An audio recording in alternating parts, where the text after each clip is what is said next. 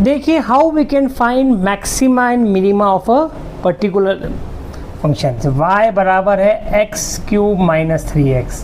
तो आपको इसका मैक्सिमा का पॉइंट निकालना है जहाँ इसकी मैक्सिमम वैल्यू आ रही है, आपको निकालना है मिनिमा का पॉइंट जैसे मिनिमम वैल्यू आ रही है। दोस्तों क्या करते हैं, जब भी आप किसी फंक्शन को आपका निकालना हो मैक्सिमा या मिनिमम वैल्यू, क्या करना पड़ता है, उसको आप डिफ्रेंशिएट कर दो, dy/dx आता है। क्या होता है, एक्स क्यूब पर डिफ्रेंशिएशन 3x², क्या होता है 3x, x का 1 तो 3 हो जाए, करेक्ट, पहली स्टेप। स्टेप नंबर 2 ही होती है, इस dy/dx को बराबर आपको 0 करना है।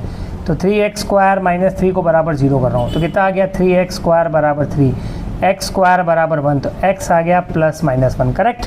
स्टेप नंबर 3 आपको करना है d2y/dx2 सेकंड डेरिवेटिव, कितना आएगा इसका सेकंड डेरिवेटिव बेटा 6x आ जाएगा, 6x, करेक्ट। अब देखो सुनो, अब x की दो वैल्यू है 0 करने पे, तो x को पहले 1 रखेंगे अपन, देखो तो इससे d2y/dx2 आ गया 6 × 1 6, पॉजिटिव आया।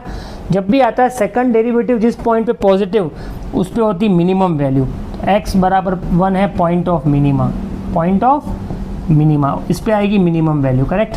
ऐसे x इक्वल टू -1 रखा मैंने, तो इससे d2y/dx2 आया 6 × -1 -6 आया, नेगेटिव आया, x इक्वल्स टू -1 है point of maxima, point of maxima, correct, जिसमें नेगेटिव आया पॉइंट ऑफ मैक्सिमा है। अब आपको निकालनी मिनिमम वैल्यू, तो मिनिमम वैल्यू कहाँ आएगी बेटा, मिनिमम वैल्यू आएगी x इक्वल्स टू 1 पे, x को 1 रखो यहाँ पे, तो 1 - 3 -2 आएगी।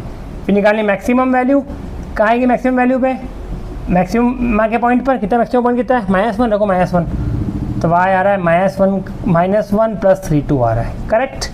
तो इस तरह से एक फंक्शन का निकालते हैं मिनिमा और मैक्सिमा और मिनिमम मैक्सिमम वैल्यू।